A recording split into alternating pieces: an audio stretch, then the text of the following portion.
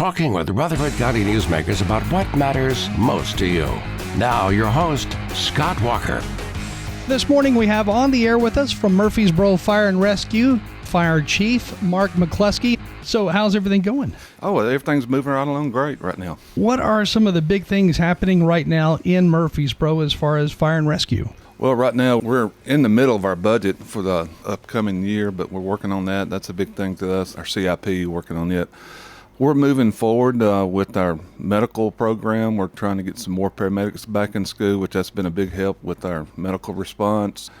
You know, we got a lot of new construction. We're busy with doing pre-cons on those construction events. You name it, we got it going on. That's including the fire calls and medical calls that we're doing day to day. Also, right now, we have started our campaign with the census, going door to door each day, weather permitting, and gathering names for our special census. Do you see a lot of construction-related accidents, and are they usually at commercial businesses or are they at homes being built? We have a few. For the most part, it seems like the guys are pretty safe. It's usually a fall or something like that off the roof that we have. I remember it's been several years ago when they were building the Embassy Suites out there. We had a bad accident out there. Of course, it's a multi-story. Had someone fall pretty good distance out there. But I don't recall a whole lot of construction accidents, but we do have a few. It seems like a number of years back, I don't know if it was when the big construction boom occurred, but it seemed like there were a lot of construction accidents in a short period of time. It was, you know, and OSHA oversees those types of safety violations if they have any. That usually is what causes accidents. But if they do have them, we're responding to them. One of the things you brought up last time was a fire truck that's part electric and then has diesel as backup, so a hybrid fire truck. Going into the future, do you foresee buying stuff like that? I don't know. I'm not a EV type person, but could be the future possibility. I mean, they're making them now and people are buying them. Would it be practical for the city of Murfreesboro? I'm not sure. You know, if it comes down to it, definitely look at it. What types of new technology are available for rescue workers in general? What have you seen coming up that's brand new? There's a lot of things that's changed over the years. Safety is a big thing now. There's a lot of safety things out. Our turnout gear is a lot better, turnout boots, helmets. Just our tools that we have make our job a lot safer. You know, I could remember back years ago, we used to have little fans that would basically try to suck the smoke out of the house. Now we're using fans with like 10 horsepower motors to positive pressure the house to get the smoke out. And, you know, it's a lot of things have changed over the years. How big of a difference does that make for those going into the house, maybe to rescue somebody? Well, it makes a huge difference. When it first come out, being, I guess, kind of an old school firefighter's like, this is crazy. You're putting oxygen on the fire. It's going to burn it up a lot quicker. But I do remember the first time that I was involved in using it. It was a house on fire out on River Rock. Casey Lane, I'm sorry. It's on Casey Lane on fire. And it's upstairs in the bathroom. Fire was going really good. Pretty hot upstairs, probably anywhere from 800 to 1,000 degrees. So the way this works, you open the door in front of the house, start the fan, put the positive pressure into it with the air, and it dropped the temperature at least 400 or 500 degrees in like seconds. That's crazy. And it made me a believer that day. That's a big difference, 400 or 500 degrees. Huge difference. You know, it takes all those gases and heat out of the house really quick. And then computer programs and computer-related technology, what has come about that within the fire industry, especially when it comes to, you know, those special cameras where you can see where there's somebody? Yes, it's infrared camera that we use. It's great technology that we can use going into a house where you cannot see anything. This basically just lets you see through the smoke, picks up different temperatures of the heat, and it outlines the body and stuff, or the person that you're looking for, and it's easy to find them that way. How clear is that person when you're looking through that smoke? Now it's very clear now. In the older days, we had one of the first ones in the state we was using, and the technology back then was not as good as it is now. And we had some issues with it, but it would still work. Is there also new technology in the realm of working traffic accidents? Yeah, there are some things that have changed over the years. You know, tools have improved, lightweight. Some of them are battery operated now, which that makes it great without having to stretch out all the hydraulic lines, especially if the car's off the road or something like that. But they're more powerful. Cars are built differently these days. We constantly train on how to extricate people out of the car. It's changed a lot over the years. One of those big fears I would imagine would be with these electric vehicles exploding because of the batteries. Yes, we have. We've had classes on that also. Most of them do have a emergency shut-off, so to speak, to kill that power. We do have some special tools that we plug into the car that basically drains the battery much as it can right away. But if this battery gets to burning, it's not a whole lot you can do with it. It's going to burn itself out pretty much. That takes, I guess, could take quite a while depending on the size of the car, how many batteries are in the car. That is correct. I don't think we've had any occasions here in Murfreesboro yet with the EV vehicle. And those lithium batteries, do they burn hotter than like just a regular fire? They do. They do burn a lot hotter and produce a lot of heat.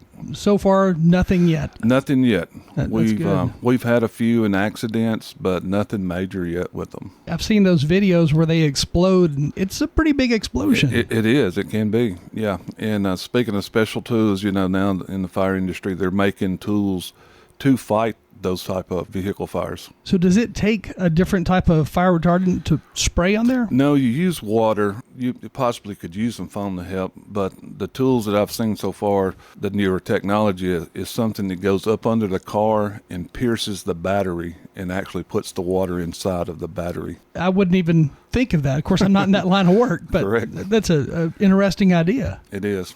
When you look at the recent fires that we have seen unfold in Los Angeles and the surrounding areas, have we been able to learn any lessons yet on that, or will it serve to help in a way?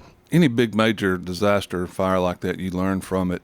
You got to consider California, it's a different kind of terrain than it is here. They have a lot of undergrowth, dry weather, a lot of wind. That really produces the perfect storm, so to speak, for wildland fires. And there's a difference between wildland fires and grass or brush fires that we call them around here.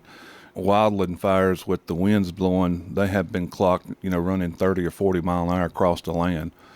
That's insane. It is. That's the reason a lot of them perish in these type of fires. The firefighters, it starts moving on them so quick. I've seen and heard, that the fire moves so quick that they've lost their fire trucks and everything. You can't run 30 miles an hour. No, you cannot. One of the stories that I heard was talking about how the trees, the shrubbery around homes, plus the homes being so close together, but those trees being so close to the homes.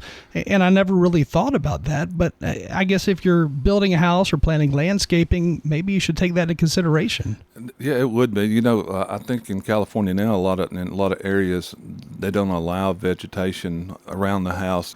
They use a lot of rock and stuff like that just for display instead of bushes and shrubs. But and also it's so dry out there. It's kind of what happened in Gatlinburg. Yeah. It was dry.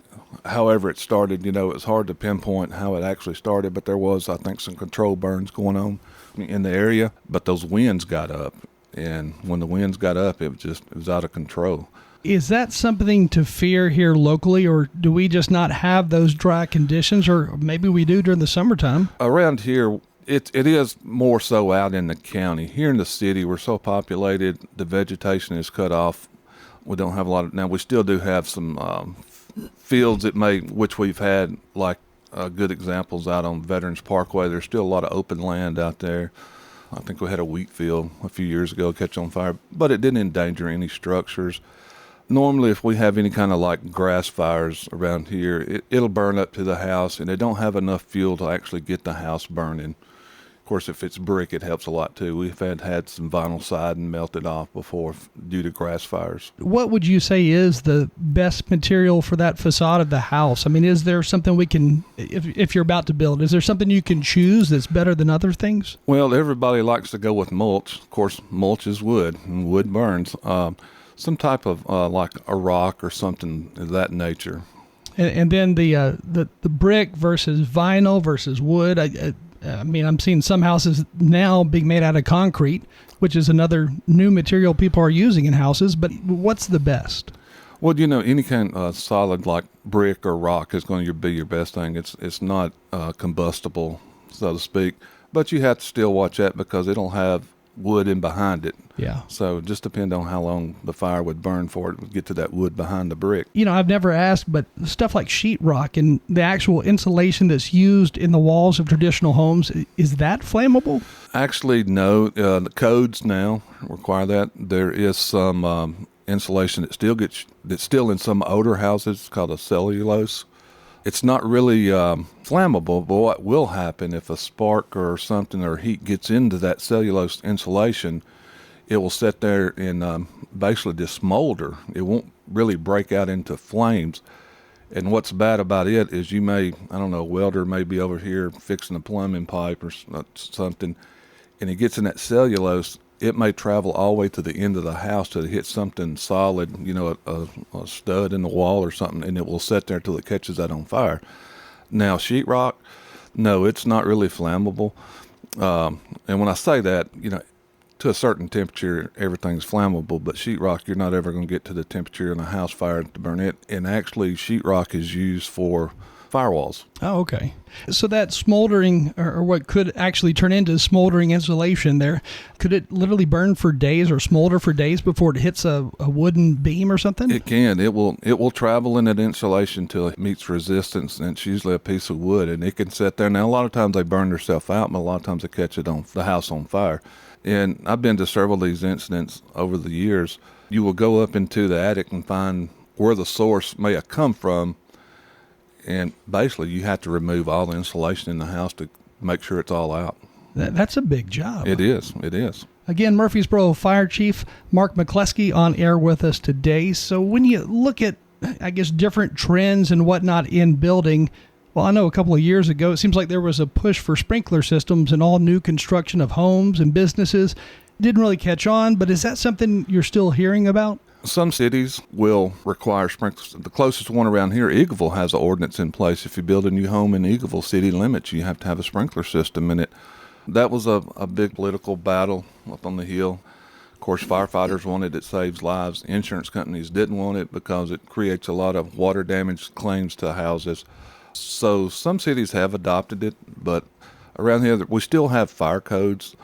Residential, we don't require any sprinkler systems in our residential, but in commercial buildings, depending on what type of building you're building, your occupancy load and all that may require a sprinkler system. I had no idea. So Eagleville was one of those cities that did pick it up. Mm-hmm. Eagleville is one, and it's usually about I've heard around 7, 8, 9% more cost onto the house to have it. So it could be pretty expensive depending on what you're building. It could be. I have seen, just like you've seen the buildings up on the square, they would be trying to change it to something else that would require a sprinkler system. And the size of those buildings, first and second floor, would be upwards of $100,000 just to do that. Wow, that is a lot. Yes. Especially when you factor in the cost of land these days. Yes. Man, so if somebody were to do that, because you did say, some insurance companies don't want it because of the water damage, is there a risk of those going off, the sprinkler system just randomly going off, or have they pretty much got that figured out? There's no real issue of just them randomly going off. We here in Murfreesboro, the code is on apartments, if it's 2 stories or above, it's got to be sprinkled. The biggest thing we see, the sprinkler head to be sticking out, and somebody will hang clothes on them. Or doing something in the house and gets hit with the ball or something like that. And all it is just a little glass tube. And if it gets broken, the water's coming out. Yeah, if you got kids, I can see that. That'd be a big risk. Yes. But now I will say, too, in these sprinklers, I've been to several unattended cooking that the sprinkler head went off in these apartments, and they had water damage in that apartment, maybe some water damage below the apartment if it's on the second floor. But the cost of fixing that was a whole lot cheaper than what it would have been if it didn't stop the fire. I was going to ask, when you have a fire, even if it's contained to just one room, you've got the damage of the smoke first of all, then I guess the damage of, the fire hoses spraying in water too, right? Yes, of course, we're going to use a minimum amount of water to get done what we need to. If the sprinkler heads went off, they produce about 30 gallons per minute, so it's going to be some water damage in there. But normally, if the sprinkler head has went off, we don't have to use our lines. We may carry them in. But when you have a little small fire like that, yes, you got smoke damage throughout the whole house. Normally, you got the stove that's messed up, the cabinets above it. All the walls are going to need repainted. And our hose, it's a real tough canvas type. So if we drag it through the house, it's going to pull some paint off the corners and stuff like that. And it can get dirty, mess the carpet up and stuff like that. So are firefighters trained to use the least amount of water as they can? How does that work? Yes, we do that. You just don't go in and just surround and drown, Yeah. what we say. You go in and use a small minimum amount of water to help with the damage, because water can do just as much damage as the fire sometimes. So yes, we do that, and not only just for that, to make sure that you still have enough water in case you do need it. Just you don't want to go in and just waste the water, then all of a sudden you need it and you have not gotten a water supply established yet. And that pressure of the water coming out, I would imagine, is pretty strong. It is. That's one of the things that has changed over the years, our nozzles. We can kind of control the reaction on the nozzle by how far we open it. And if you open it all the way, of course, it's going to have more reaction, or if you just open it halfway. And that sounds like kind of petty, but it's not, because our old nozzles, if you opened them, you were getting pretty much a full reaction out of the water. So the difference there for sure. Yes, for sure. These days we hear all about drones and robots and so forth. Are any of those things, robots or drones, are those being used at any fire departments around the country? Oh, yes. We have our drone ourselves. We just actually this past week, council approved us buying some new ones. I have been to some demonstrations of robots. They're more practical in big warehouse fires. The last one I actually went to, they come over and did a demonstration. It was more or less like a skid steer. It would pull its own line in, had the cameras like we talked about on, so they could see what was going, and could fight the fire remotely. Now, as far as a smaller robot going into a house with the hose line now, yeah, I've seen them, but they're not very practical unless the conditions or some reason may be that you do not want to send somebody in there, but you do need to make sure you get the fire out. But now on our drones, we've had them in our department now for about going on 10 years. And like I said, council approved some last week at council meeting for, we're going to a different company. We're DJI. We're getting away from that. We got our 3 new drones coming in as soon as we order them here. But we use those in a lot of different ways that this type of technology has helped us a lot. One of the big things is search and rescue. It has infrared cameras on it, night vision. If you can take somebody, I've seen it like in a drill we've had, was out at Walter Hill, and we had people down the bank at night, and you can take that drone and fly over and find them just really quick and guide people in to rescue them. Not only for that, we've used them in for missing people, especially in elders that walk off and maybe in a field with dementia or something like that. We can use them on hazmat scenes. If you got something that's kind of serious, you can fly in and do a survey of the area, see what it is, try to get some placard numbers to see what we're dealing with without getting close to it. We can also use them on fires that we have going up and surveying, especially if it's a bigger fire, because we can get live feed of it right then and see what's going on. How far of a distance away, or how far can you be with some of those drones? Well, they have their limitations. You can fly them out of sight and not know. But we have trained pilots. We have approximately about 18 pilots now that's been trained that can fly them.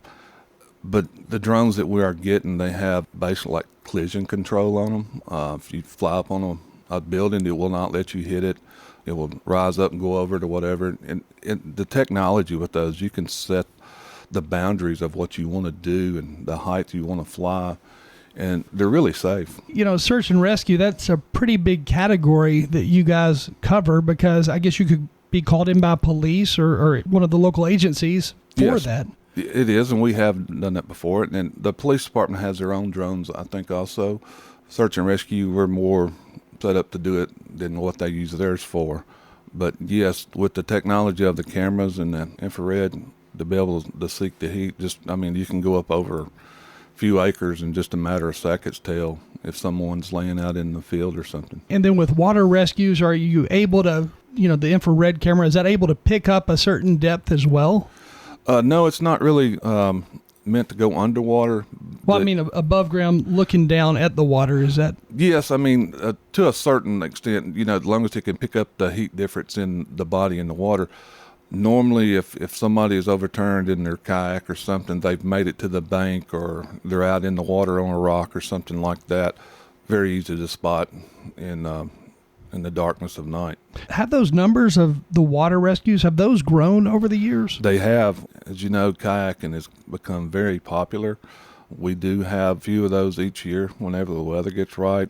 A big thing that we have is people try to go when the water gets up with a little flood water because they want those rapids and stuff and end up being too much for them. We had an elderly gentleman that was he was actually out fishing, and he kind of got disoriented how far he went down, didn't know where he was at, and he had wore himself out trying to come back up river and just couldn't make it, and he was stranded.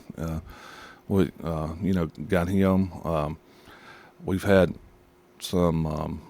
We've had several different calls. A lot of them have been just people getting lost, overturned, lost their kayak, and it's gotten dark on them. They don't know where they're at, and some are able to get out on the banks, but they don't know where they're at and stuff. Man, you always hear about those who go into those flooded waters. They go kayaking, canoeing into the flooded waters. They think it'll be fun, but you're talking about really swift currents. Even though it's Stones River, it's really not Stones River anymore, at least not the one you knew. It's not. The water has so much pressure.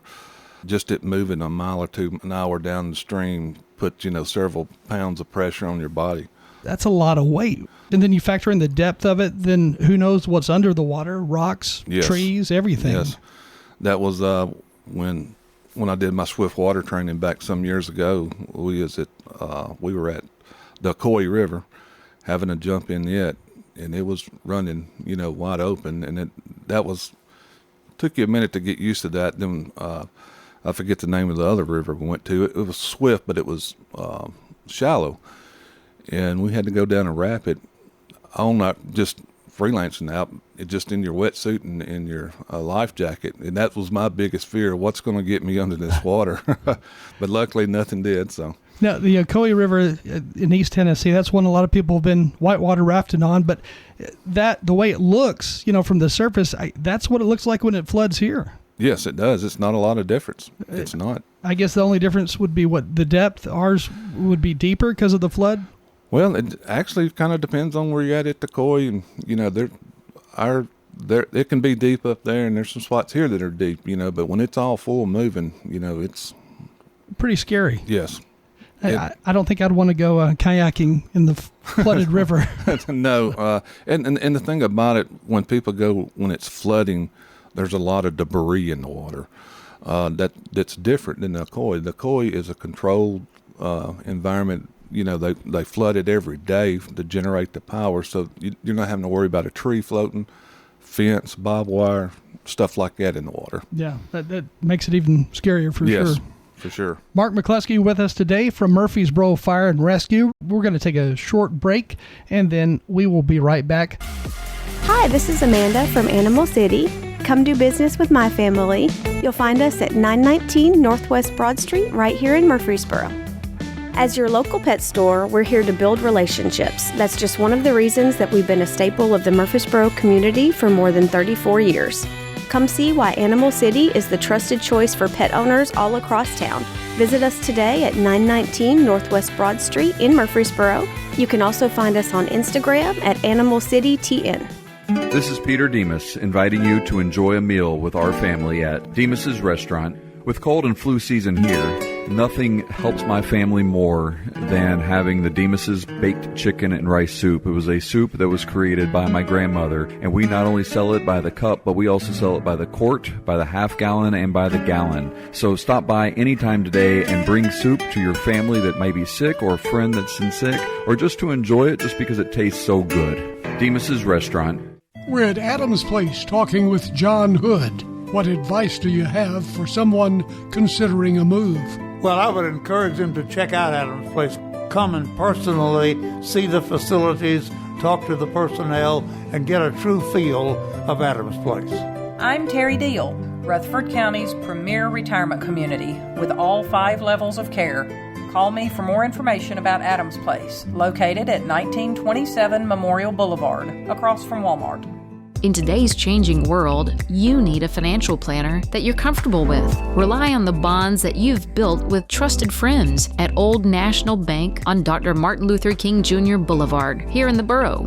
And if you just moved here, visit us and enjoy warm, homemade cookies. Honey, the cookies are ready. Like Grandma used to make. Old National Bank. We're better together. 2230 Dr. MLK Jr. Boulevard. Old National Bank. Member FDIC. The Action Line on FM 101.9 and AM 1450 Murfreesboro, FM 100.5 Smyrna. Listen and watch at WGNSradio.com. Murfreesboro Fire and Rescue Chief Mark McCluskey in studio with us today, talking about fires and everything else that Murfreesboro Fire and Rescue work. And you guys work everything from traffic accidents to, of course, water rescues that we talked about. And what else? Oh, there's so many things. We basically, someone calls 911, if you don't need a police officer, it's the fire department coming. You know, we're an all hazards department. Whatever it may be, we're responding to it. I've been to several different things. Some of the odd things I've been to, I remember been a few years ago, someone lost their alligator, believe it or not, here in town. Wow. And they thought it went up under their deck of the house, and they needed lights. So we should respond over, shine the lights, and it ended up, I mean, he was about 2 foot long. The young guy that had it, he would raise them as babies, then at certain size, he had somewhere he would send them. But we found him in the garage, though. But you just never know what you're going to get called for. Never know, you know, animals in the attic. Keep thinking about animal calls. It's kind of odd. You know, I've been to skunk spraying. People think they got some kind of chemical in their house, and you know, of course, we do our fire smoke detector plan. We go to that. People call. We change their batteries and stuff, and it's just anything somebody calls for, we're going to go. We've actually. Someone had a sprinkler in their yard that was going off, and they called it in, and they got it confused with the sprinkler system like we was walking. So we went over there and took care of cutting their sprinkler system off. It just, you never know what you're going to get called for. I know a number of years ago, it was in Bedford County, I think in Shelbyville maybe, where there was somebody who owned a monkey, and there was a horrible attack because of it. I think it left one dead even. Yes. Are those types of calls? Do you ever get calls like that? I know you said an alligator. Are there ever things like that? You know, I don't ever remember any monkeys, but you'll be surprised what you see in people's houses when you go in their houses. But I do remember something about that call. But you just never know what people are going to have. I've seen people with iguanas, great big ones, snakes. You know, and that happens when their house catches on fire. Can you go back inside and get my steak? I said, we'll find somebody, not me. You know, I've seen people have a pet groundhog one time. Wow. You know, what they give for it, what they told me is like, good gracious, need to get in the groundhog business. But yeah, you never know what people have in their houses and what they don't have in their houses when you go to them.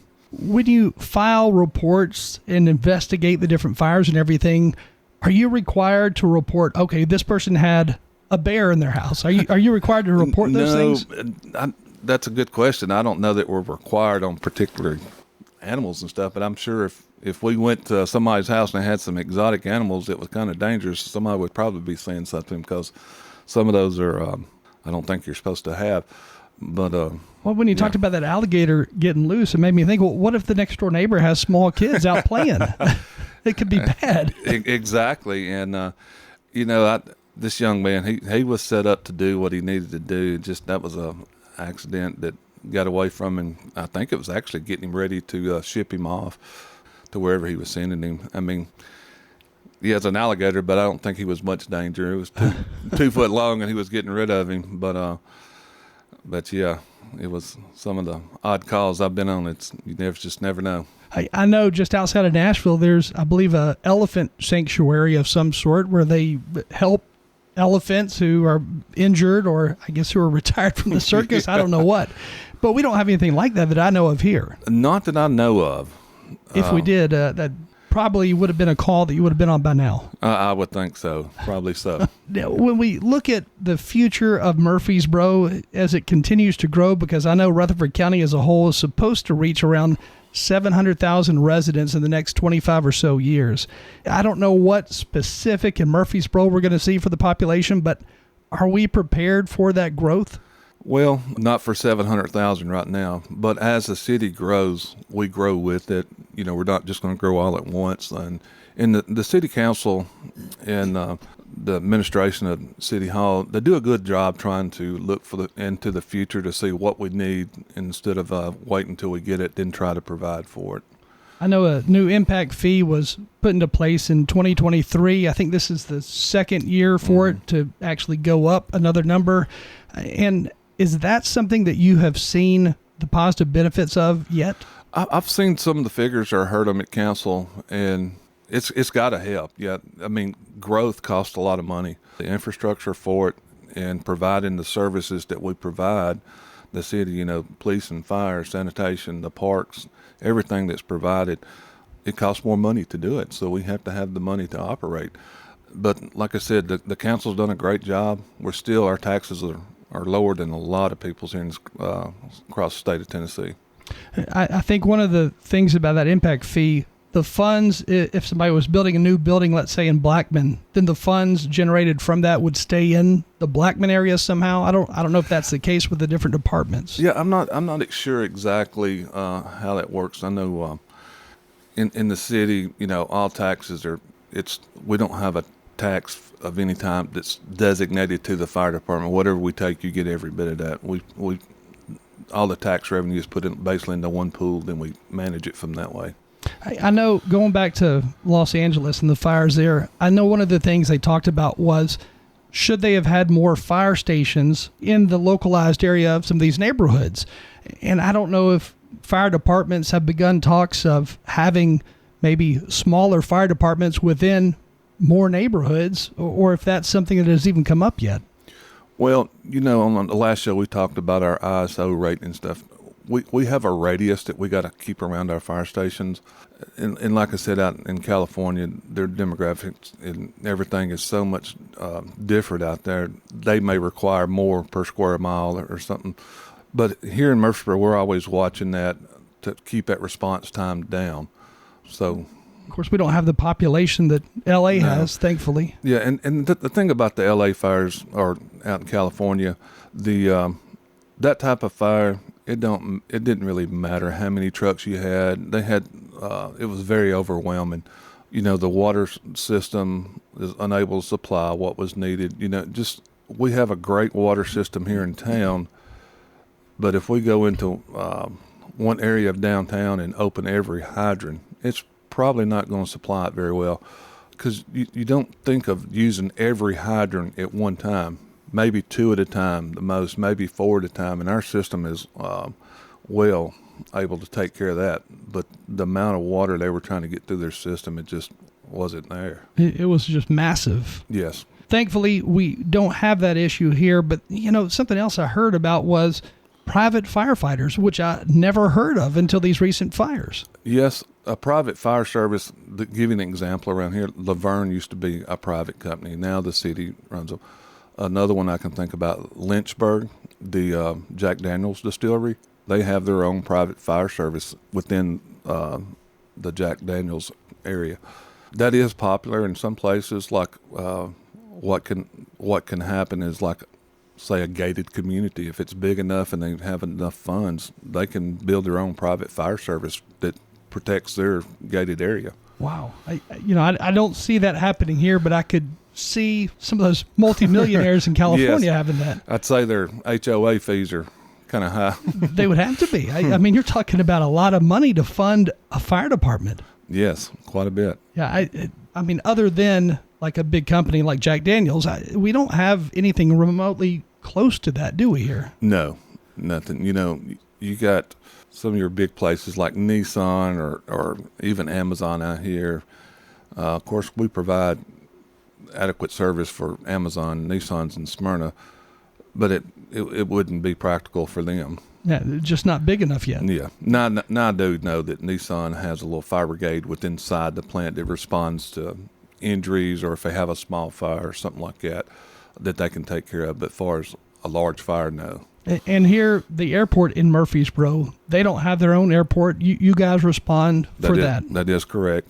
It is. And I guess there hasn't been a whole lot of activity out there over the years. I mean, you'll have fires from time to time, but there hasn't been a whole lot, has there? Not a whole lot. I can recall a few calls out there, but no, maybe one fire. It was due to a plane crash. I don't think anyone was even hurt in it, and it caught on fire. Seems like the plane crashes we have happened away from the airport. Yeah, I guess most of them have been in the county for the most part, other than I do remember one close to MTCS school, which is right by the airport, and it crashed on a roadway right next to the school? I believe that is correct. I can remember another one over in that area where a gentleman crashed, and it ended up in the treetops. It was up in the top of the tree. I'm trying to think. I hadn't been to too many more of them. I know we've had them. I maybe not had went to them, but we do have them from time to time. Of course, now they've also got planes with parachutes built into them. I don't know that we've seen any of those actually used in crashes here. Not to my recollection. I've never seen one here in town like that. I'm not sure if it's a busy airport, so I don't know what's coming in and out, but most the planes that are here local, I don't know of any like that. It is busy, and of course MTSU, they're slowly moving out to the Shelbyville airport, so I don't know if that'll make much of a difference, because you hear about Murfreesboro needs a space for additional planes anyway. So I don't know if there's going to be a difference in the air traffic or not. Yeah, well, just listen to what Chad Gerke's talked about at the airport. A lot of the MTSU flights, there are certain times of the hours that they're real busy flying. But the airport, it's so popular, the location. We have tons of people that fly in here and maybe go to Nashville, Smyrna. So it's really busy. Definitely. Again, Mark McCluskey with us today, Murfreesboro Fire Rescue. As we close this morning, if anybody has any questions about really any of this stuff that we've talked about, maybe they're thinking about building a new house and want to know more information about different materials to use, is there a place where people can go and learn more? Well, you can go to our website. It may have some information on there about that. But building codes here in Murfreesboro, they have a lot of information they can pass out for that. Even though there are fire codes built into the houses here that are built, building codes basically enforces the fire codes when they're building the houses, like fire stop stuff. They make sure in the construction they have them. So we do not go out to every residential and do a fire inspection when they're building. It's only commercial. So you guys have to inspect the commercial buildings as they're building? We do. A big structure going in, we may make, 20 visits before it's completed. You do it in steps, by whatever part of the construction they're in. There's a lot that you guys do each day. I mean, when you factor that in, our inspection division under the fire marshal, they are constantly busy every day. I bet. Again, Mark McCluskey with us, Murfreesboro Fire and Rescue. Thank you for joining us.